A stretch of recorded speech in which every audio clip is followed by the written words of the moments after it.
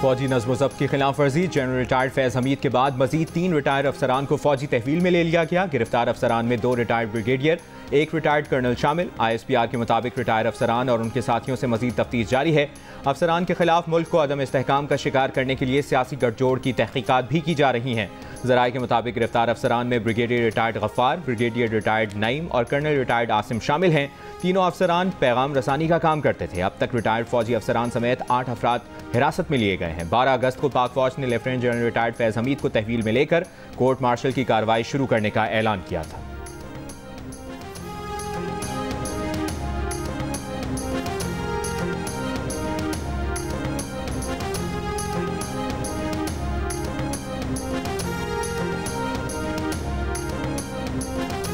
वज़ीर दिफा ख्वाजा आसिफ ने कहा है कि 9 मई को फौजी तनसीबात पर जो हमले हुए उन मकामात की शनाख्त और निशानदही में जनरल फैज़ हमीद का किरदार था।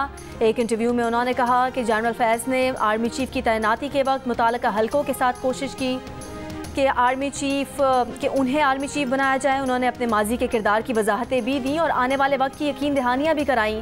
जनरल फैज़ ताकत की इंतहा चाहते थे। जब जनरल फैज़ को आर्मी चीफ नहीं बनाया गया तो उन्होंने PTI के परेशान जहन को इस्तेमाल किया और 9 मई के दिन फौजी अहदाफ की निशानदही की।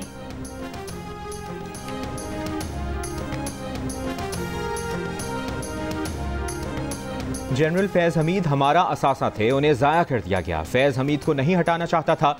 वो तालिबान और अफगान हुकूमत के साथ इंगेज थे। बानी PTI के अडियाला जेल में सहाफ़ियों से गुफ्तगू, इल्ज़ाम आयद किया कि जनरल बाजवा ने अपनी एक्सटेंशन के लिए जनरल फैज़ को हटाया, मेरी हुकूमत गिराई। ख्वाजा आसिफ ने कहा कि जनरल बाजवा एक्सटेंशन चाहता था, ये मेरे मौक़िफ़ की तायीद है। अब जितनी दहशतगर्दी हो रही है इसका जिम्मेदार बाजवा को ठहराता हूँ। जनरल फैज़ को हटाने पर मेरी जनरल बाजवा से सख्त तलखी हुई थी। ख्वाजा आसिफ ने कहा कि जनरल फैज़ का 9 मई के वाक़यात से बराह रास्त ताल्लुक़ है। अगर 9 मई जनरल फैज़ ने करवाया तो इसकी तहक़ीक़ात होनी चाहिए।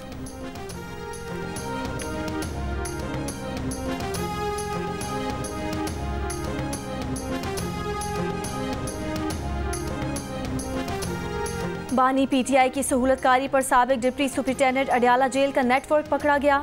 अडियाला जेल के मजीद 2 अफसरान साबिक डिप्टी सुपरिटेंडेंट और असिस्टेंट नाजिम से भी तफ्तीश जारी। ज़राए के मुताबिक डिप्टी सुपरिटेंडेंट अकरम से हासिल मालूमात पर अमले के मजीद 6 अफराद से पूछगछ की जाएगी।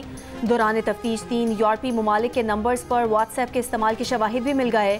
अकरम PTI रहनुमा जुल्फी बुखारी और एक साबिक सूबाई वजीर के करीब समझे जाते हैं। मोहम्मद अकरम पर बानी PTI के लिए पैगाम रसानी और सहूलतकारी का इल्ज़ाम है।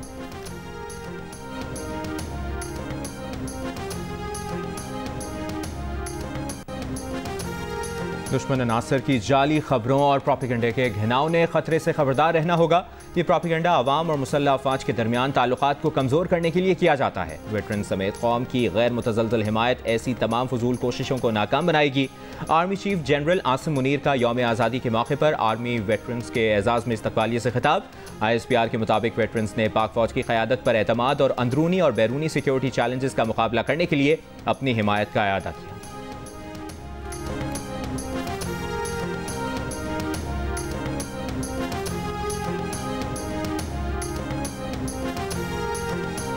मुल्क भर में कई रोज से इंटरनेट की सुस्त रफ्तार, वजह फायरवॉल की तनसीब या कुछ और। पाकिस्तान में कई रोज से इंटरनेट सर्विस शदीद मुतासर होने से ऑनलाइन कारोबार से मुंसलिक लोगों के साथ घरेलू सारिफीन भी शिकवे करने लगे।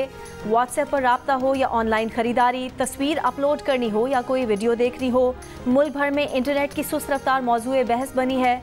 जियो न्यूज़ के व्हाट्सएप चैनल पर किए गए सर्वे में 1,32,000 से ज़ायद लोगों ने कहा है कि उन्हें इंटरनेट सर्विसेज इस्तेमाल करने में दुश्वारी का सामना है।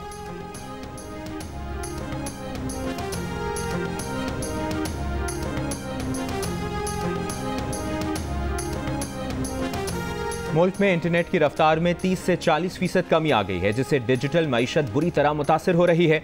इंटरनेट सर्विस प्रोवाइडर्स एसोसिएशन ने बढ़ती हुई निगरानी को इंटरनेट की स्पीड में कमी का जिम्मेदार करार दिया। एक बयान में एसोसिएशन ने कहा कि ये सिक्योरिटी और निगरानी को बढ़ाने के हुकूमती फैसले का गैर इरादी नतीजा है। खबरदार किया कि सूरत हाल बरकरार रही तो कारोबारी इदारे अपने ऑपरेशंस दूसरे ममालिक में मुंतकिल कर लेंगे।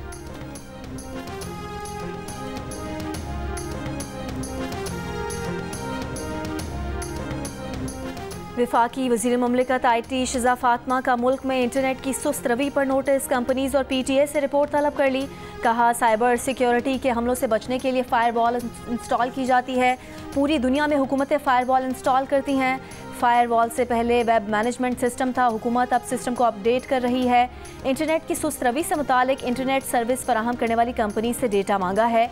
रिपोर्ट आएगी तो देखेंगे क्या डेटा का इस्तेमाल ज़्यादा हुआ है या कोई और वजह है, ये भी देखेंगे।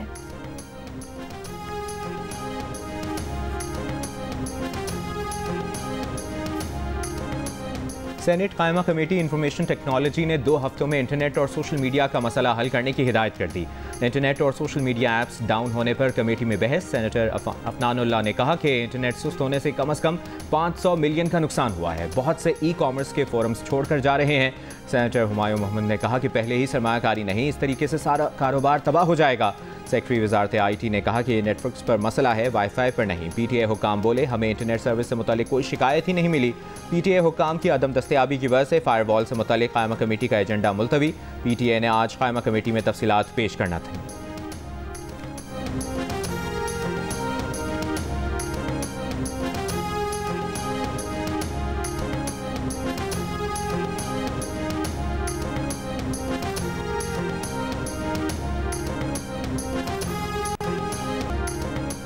आलमी इदारा सेहत ने मंकी पॉक्स को आलमी हेल्थ इमरजेंसी करार दे दिया। आलमी इदारा सेहत के मुताबिक अफ्रीका के 13 ममालिक में मंकी पॉक्स का नया वेरिएंट फैल रहा है। पाकिस्तान में अब तक मंकी पॉक्स के 9 केस सामने आए और 1 हलाकत हो चुकी। मुल्क के तमाम दाखिली रास्तों पर मंकी पॉक्स और जीका वायरस को रोकने के लिए इकदाम का फैसला। इस्लामाबाद में अहम इजलास आज होगा।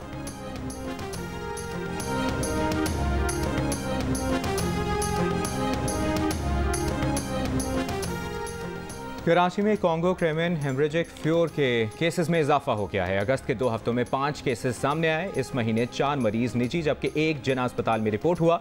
इस साल अब तक कराची में कॉन्गो के 14 केसेस सामने आ चुके। कौमी इदारे सेहत के मुताबिक इस साल जुलाई तक कॉन्गो के 39 केसेस सामने आए और अब तक इस मरज से 9 हलाकतें हो चुकी हैं।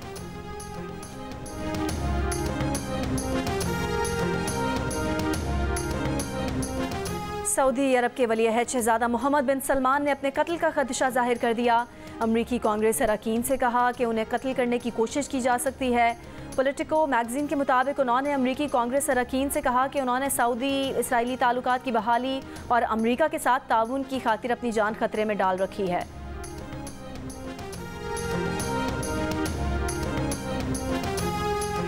अमरीका, मिस्र और कतर की गजा जंगबंदी मुआहदे की कोशिशें। कतर में आज होने वाले मुज़ाकरात में इसराइली वफ्द और CIA डायरेक्टर की शिरकत मुतवक्के। हमास का इनकार, कहा हमने बहुत से समझौते किए लेकिन इसराइल की तरफ से कोई संजीदा रद्द-ए-अमल नहीं आया।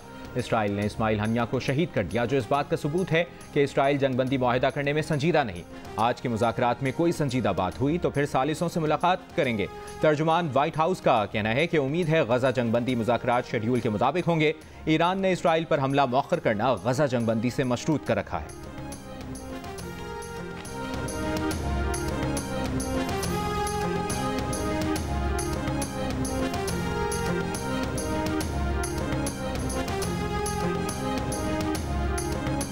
इसराइली फौज की खान यूनुस और गाजा सिटी पर बमबारी, 3 फ़लस्तीनी शहीद।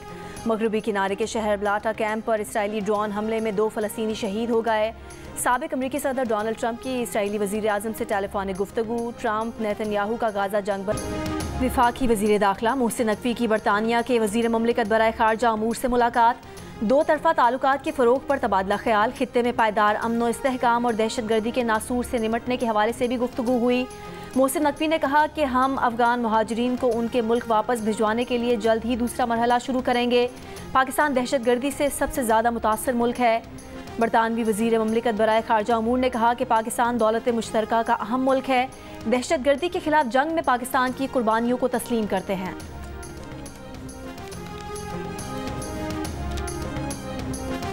और वज़ीर आला सिंध मुराद अली शाह ने अरशद नदीम को 50 मिलियन रुपए का चेक इनाम में दिया। वज़ीर आला सिंध ने अरशद नदीम को सिंधी सकाफती तहाइफ, अजरक, टोपी और शील्ड भी दी।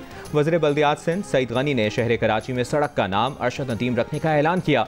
वज़ीर आला सिंध ने एथलेटिक्स अकेडमी कायम करने का भी ऐलान किया। अरशद नदीम ने मज़ार क़ायद पर हाज़िरी भी दी।